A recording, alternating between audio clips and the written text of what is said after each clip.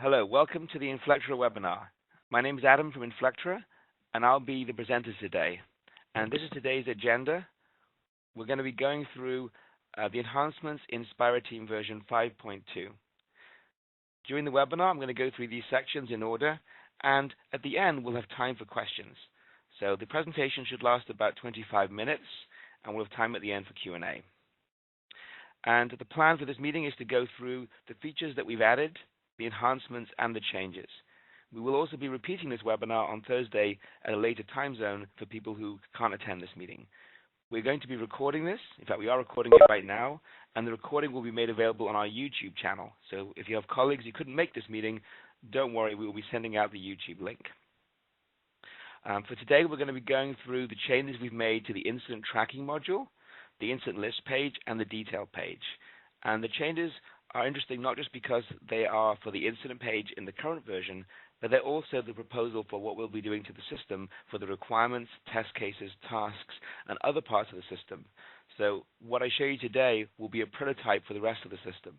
So if there are things you like or don't like, let us know at the end in the Q&A or in an email afterwards, and we'll make sure that feedback is incorporated in our next release. We're then going to be going through the program planning board changes. We introduced the program planning board in version 5.1. We've made some enhancements in 5.2. We're also going to be going through the testing enhancements we've done in 5.2. Two things we did, focusing on the test cases and the test sets. We'll talk about those. And the last piece we'll be talking about and demonstrating are the new dashboards we introduced for the main roles in the system, for developers, testers, and managers. And at the end, we'll have questions. So everyone is on mute right now. Once we go through the presentation, I will switch the mute off and we'll go into Q&A. Perfect. Okay. So now I'm moving out of PowerPoint into the live system. And so the first thing we'll be talking about are the incident page redesigns. So this is the incident list page as it looks in version 5.2. And it's very similar to what we had in 5.1 on the main grid. We've changed some of the styling to remove the orange bar that was at the top, was distracting.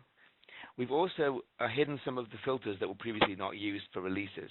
And we've now incorporated inline charts. So you'll notice we have two charts currently, an all open, all closed chart, and an open count by priority. And currently, these don't follow the filter on the page. They're just standard charts, but we will be adding functionality in the future to allow you to actually filter that based on the current sorts and filters on the main list. And this graphing engine we're using is actually going to be used to replace all the other graphs we already have in the system. So anything you see here is essentially a prototype for other graphs on the home page and the dashboards. And we'll be doing the same thing on the requirements pages, test case pages, having inline graphs. And the idea is to have more graphs throughout the application, not just on the dashboards. So that was the main change on the list page. Then if we go into the detail page, which I actually have opened here in another tab, we've done a couple of things on this page, both from a UI standpoint and also from a performance standpoint. So I'll talk about the user interface changes first, because those are the most apparent. So what we have done is first of all, we have moved the workflow control that used to be in the top left above the incident list. We've now moved it to this drop down right here. So now when you go to an incident, you can basically move it from a workflow item on the page rather than having to move the mouse over to the left. The other reason for doing this was that as you scroll down, we've now made that header fixed. So the good thing is, wherever you are in the system now, you can always do workflow. If you used the system before, you would have to go, say you wanted to change the status, you might change it up here, and then scroll down to add a comment, and then scroll back up to change the status. You can now, wherever you are, however far down you are on the page, wherever you scrolled, you always have the workflow operations. You always have the type field, which is now inline, and the progress bar. So those are now fixed. The other thing we've done is we've centralized the name of the defect, of the artifact. So previously we had a text box and a title. They're now integrated together, so you can type directly here, for example. I'll revert it back. The other thing we have done on this page is we've grouped the fields. So for example, if you remember, when we went to version 5, we now support mobile devices, so we can support 1, 2, or 3 columns, depending on the size of your device. And that gives us great flexibility. If you're using a cell phone, it'll be one column. If it's a tablet, it'll be two columns. If it's a desktop or large screen, it will be three columns. However, the fields were scattered, and people have given us feedback that they felt it was hard to find things now. So what we've done in version 5.2 is we've added these new subsections. So all the fields are now grouped by if they're a release field, if they're a person field, which could be both custom, which would be detected by the assignee, or it could be the reviewer, which is in this case a custom field. All the personnel-based fields will be grouped right here. All the dates and effort fields, those are all now grouped under dates and times, and there's no longer that separate schedule box at the bottom, which people often missed. The other thing you'll notice is that it's easier to collapse sections, so you can collapse them and expand them. And you'll also notice that we removed a lot of the boxes around things. So previously, there were borders around all of the entry boxes, which meant if you had a lot of fields, it was very hard to scan visually, and it made it hard to read. So now everything looks much more cleaner and easy to read. And when you hover the mouse over, you get a thin border and a drop down. So you can still interact with everything with one click. There's no need to make the page an edit mode, but it reduces the visual clutter on the screen. The other thing you'll notice is that the type, as I said, is up here in the top. And one piece of feedback we've already included in our next version is increasing the border around this so people don't miss it. Now that's the changes to most of the fields. Otherwise, on this page, we have also changed the subscription functionality. In the previous versions, you had a subscribe option and unsubscribe, and you still have that. So I can subscribe and unsubscribe.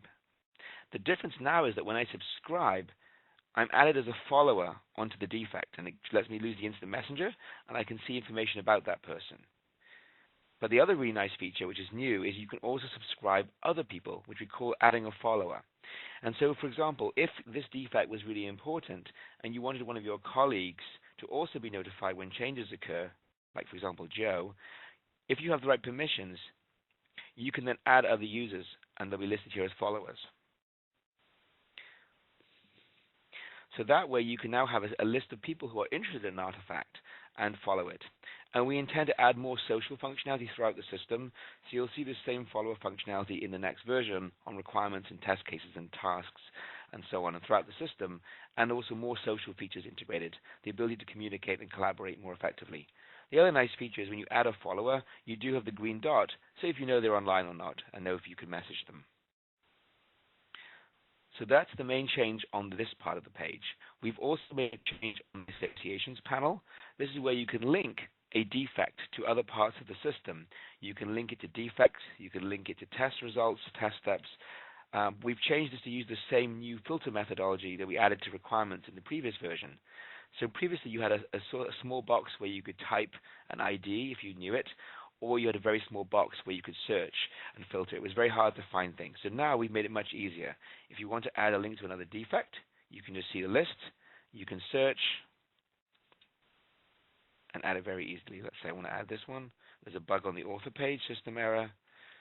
These are related. These are the same problem, like that. Hit save, and now it's added. So that makes the associations panel much easier. And the same thing is true if you want to add requirements and test steps and tasks. It's just as easy. You can navigate the tree structure. You can filter by a parent requirement, same as the other system.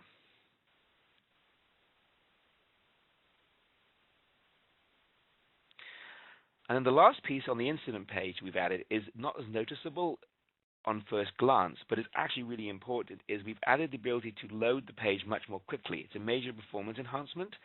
If you remember, if you were to click on one of these hyperlinks in the sidebar, in the old version, the whole page loads and the URL changes.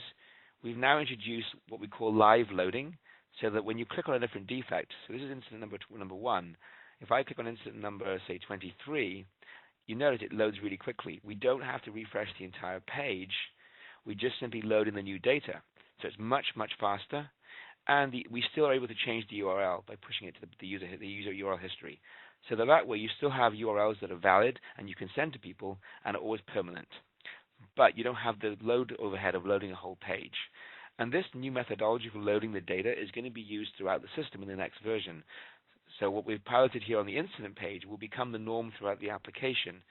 And so this plus other UI chainers will significantly improve the performance on slower networks of SpiraTeam when you're opening up lots of different items. So that's an overview of what we've done on the incident page. And as I mentioned at the beginning of this presentation, for those who are not on the call, this is the prototype for the rest of the system. So if you like specific things on the incident page, do let us know in the Q&A or through email. If there are things that you don't like that are confusing, feel free to ask us in the Q&A or send us an email to sales@inflectra.com or support@inflectra.com, and we'd love to hear your feedback. So that's an overview of the defect page. The other changes we've made are on the program planning side. So if I go to my program dashboard, the project group home, in version 5.1 we added the ability to have a planning board at the group level. And so what we've added in this latest version are some additional views. So we had the program backlog. The program backlog shows you all of the items that are not currently planned across all your projects. So you can see all of your requirements with their tasks and test cases if you'd like, if there are any. I don't think we have any on these. You can see those then across the entire program by priority, the high, the critical, the medium, and then low. And you can drag and drop them between the different priorities. That's the same in this version.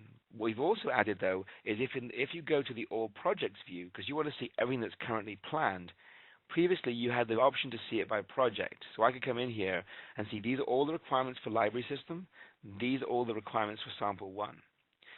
So that was very useful because you could see what was planned for each project. But what you couldn't do in the previous version was find out by priority, how do my requirements line up for the items that are planned? And now you can do that. So these are all the requirements that are currently in the schedule. They have a release set, they are planned, and you can see the relative priority. And you can then reprioritize. So if you find that your schedule is overloaded, you could move some of these critical ones that may not be as critical in the grand scheme of things to a lower priority. The same thing as you can do by status. So you can look at what's currently planned but not yet started work, what's in progress, what's developed, and what's tested, and ultimately what's completed. But you can see that now for the entire program. So previously you could do it by project, which was useful for a project manager, but a program manager would often want to see where is our backlog. And if you look at this example, there's probably more work in development than we'd like. We should be getting these through to tested, and nothing is completed. Plus there's a whole things that are planned, and we've got no work started. So it lets you see at a program level where the backlog is. You can also look by person to see what's assigned to different people across the entire program. So previously you could do this at a project level, but now you can do it at a program or project group level.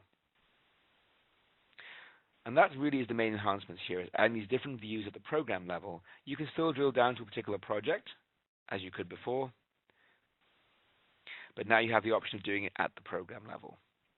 And going forward, we intend to add more functionality at the program level to do release planning and resource allocation. So you'll see more enhancements coming up in future versions. The next thing we're going to talk about then are the testing enhancements, because we focus on the defect page and on the program planning side of things. So the next thing we'll talk about will be the testing enhancements. So if I go back into my project, one of the things we've done is looked at some of the most common situations where people have found needs to find information and automated it. So the first thing we'll talk about is the new suspect flag. So if we go to test cases, if you click on a test case, let's say we click on this ability to create new author, which is in the sample project, you'll notice that we've added a new flag called suspect right here. In fact, this particular test case actually has it set to yes. Now what suspect means, I'm just going to say it's no, hit save. Suspect means that a requirement linked to this test case has changed. So the situation we found was that you've got a test case that's either been approved or is ready to test, like this one. And so this test case should be done and ready to use. But someone has gone in because a change is made to the functionality, let's say, and they've changed one of the requirements. And the requirement has changed. And the person doing this is not the same person running the tests. So we'll go in here and we'll change the requirement slightly. We'll change the description. By changing this requirement, I may potentially have impacted my test case.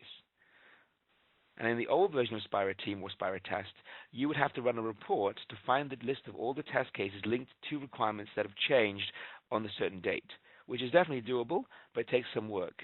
And so one of the features that people had asked for was it would be really nice to automatically flag test cases that have had a requirement linked to it changed. And you'll notice that when I did the refresh now, the flag has gone back to suspect. And so what you can then do is go back to your test case view and quickly scan by going to the show hide columns. You show suspect, and then you just run a filter. And now you can find all the test cases that are suspect. And then review them one by one and make sure that the test case still accurately tests that requirement. And if it does, you move it back to suspect no. And if it doesn't, you can make the appropriate changes to the test case and then reset it. But that way you can quickly filter and search for test cases that have been affected by requirements changes without having to run reports and find things manually.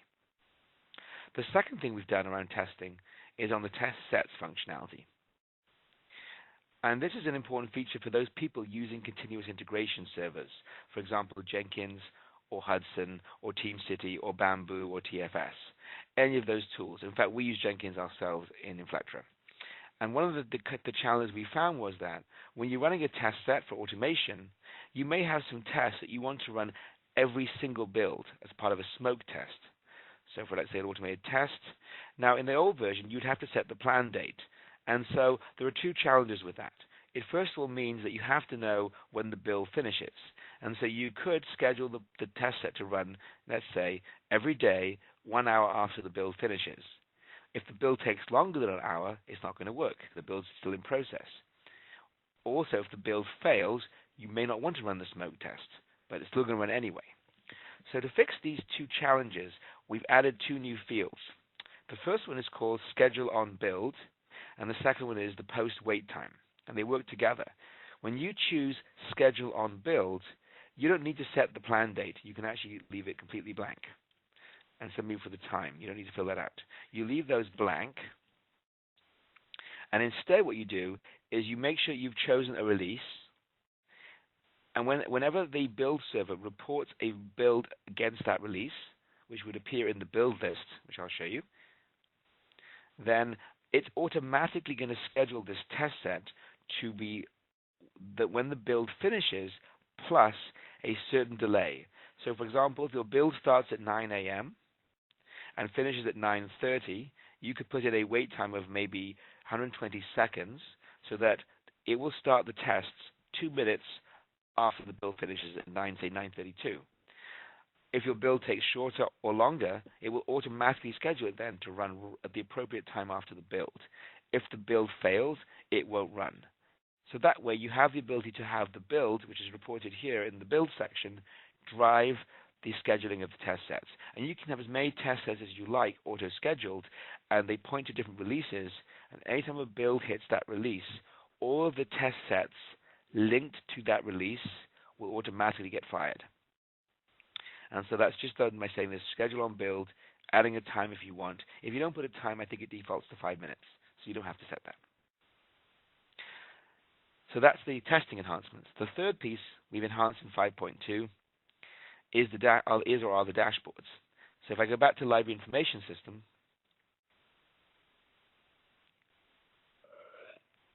and then choose the home page, we've now added 3 dashboards: General, Development, and Testing. And what we found was that if we go to General, this is typically how the system would have looked before in the old version. We would show you the top issues and risks, the overview, the activity that's going on, the test status, requirements summary, release summary, requirements coverage, instance summary, and so on. Lots of graphs, and we would cover different parts of the system. We'd have some requirements, some tasks, some test cases, some defects. The idea was to show people some of the more useful widgets in the system. And you can always go in and add items, and that's still true. The problem we found was that people didn't always know these were available. And the other problem was, even if they did, they might not want to have the view the same all the time. They might be coming in here to look at the development activities, but then they might want to come into the testing activities. But they didn't want to have to rearrange their dashboard every time they came to the page. So we now have these three predefined views, and you can customize in the exact same way as you could before each of the views. So I can add items to my development dashboard, my testing dashboard, or my general dashboard, and it still remembers it per project for me, but now for each instance of the three. And then the other thing it let us do is it let us decide on some different ways of presenting it. So some of the items that were not turned on by default, that people didn't even know existed in the system, are now available. So for example, the list of builds didn't used to be turned on automatically, and if you're using a build server, it's really important. That's now on by default in the development dashboard. We actually added a new widget which lets you see the number of source code commits. And obviously this one doesn't show that much information, but in a real project you could have lots and lots of commits, and I can show you one at the end where you actually see a line of all the commits going into the code. You can also see, for example, the late finishing and late starting tasks and the task graphs. You can also see the instant aging. So these are some of the widgets that were not on by default, but now are available. On the testing side, we actually added another graph that people wanted, the test run progress graph using our new graphing engine. It's an area graph. And so you can now see the testing progress as a nice area graph right here on the dashboard. You can also see the test status and the test set status. And this is another one of these widgets that people would often call us and ask about, how do I see my list of test sets? And if I have the same test case in multiple test sets, I want it to be counted twice in my graph, not once. Well, this graph shows you that, and many people didn't know it existed. So now the testing dashboard has it on by default. Also, the requirements coverage graph. Well, that shows you the same information when you're viewing all releases, but sometimes you want to look at not just the requirements that were added in release 1.1, but you want to look at all the releases that were in previous releases. Have they been tested for regression? And there's a separate graph called the requirements regression coverage graph. Well, that wasn't visible by default. So now on the testing dashboard, we've made that one on by default. So it reduces the fact that a lot of people didn't know these graphs were available, and they would call us with questions, and for every user that calls us, there's probably at least 10 users who never do and don't know this exists.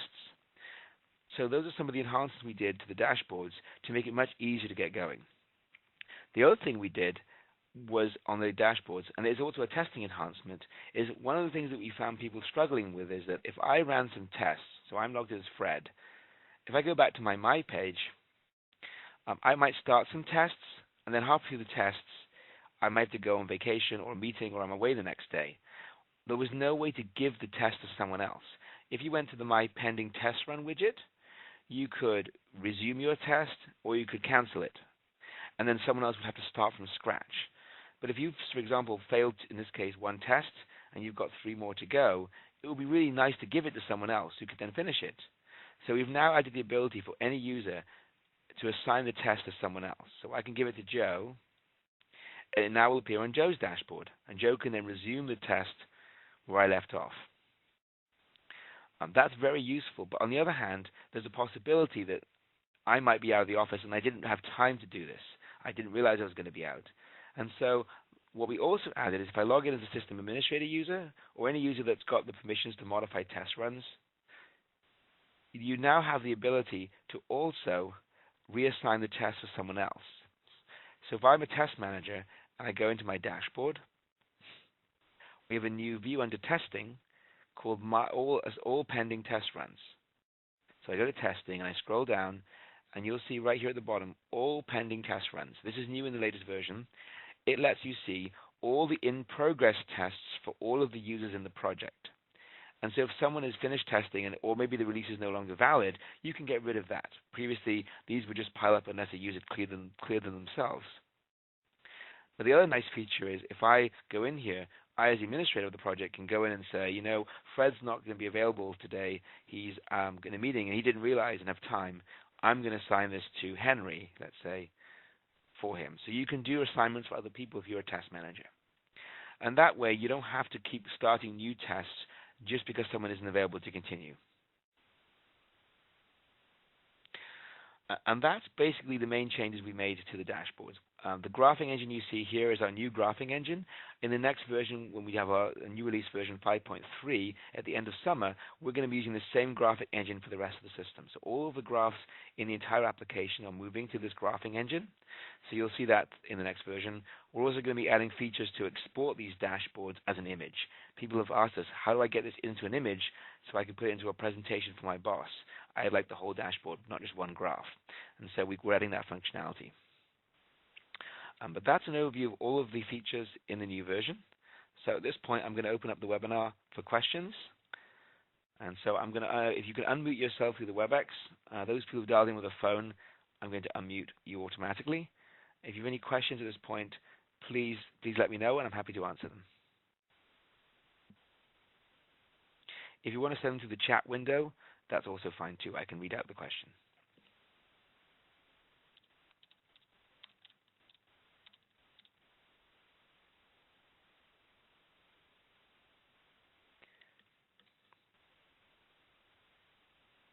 Anyone have any questions? I'm just unmuting all the lines we have. So everyone's unmuted right now. If you want to mute yourself, please do that.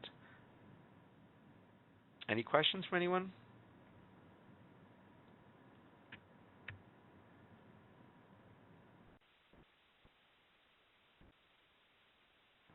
Yep. Can you please say your question? My name is João. I would like to know if one of the quality indicators that I might have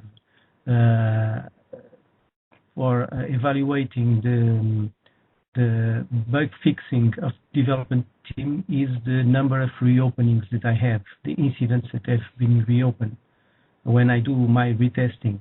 Is that possible to have this indicator right now? So the question is it possible to see the number of bugs that are reopened? Exactly. In the current system, we have graphs that you've probably seen around the progress rate, which is the number open and closed. But right now, we don't have a separate graph for reopen. So that is not currently possible. And I know that in the next version, we are looking at adding significantly more graphs and charts for different cases. And I will be sure to make sure we cover that one as one of the ones we look at. Thank you. Okay, thank you. You're welcome. Any other questions so far? Any other questions from anyone? Okay, well, thanks everyone for attending the webinar. I hope this was helpful. We will be putting a recording of this on our YouTube channel, which will be available, and we'll be sending out an email to everyone who attended with a link to that. We will also have a repeat session, which will be covering the same material at 4 p.m. Eastern Daylight Time on Thursday. So for those people on time zones that this is not convenient for, or just to make this meeting, please let them know. It will be the exact same session. We'll be covering the same material. We will also be doing future webinars covering other topics, both for SpiraTest, SpiraTeam, SpiraPlan, and Rapise for automation. So please keep our eye on our event channel. We will be sending out more emails and links about those future webinars. If you have any ideas for any webinars you'd like us to cover, please send an email to sales@inflectra.com or support@inflectra.com and include the topic you'd like us to cover, and we will make that the topic of a future webinar. Thank you so much for attending, and have a great day.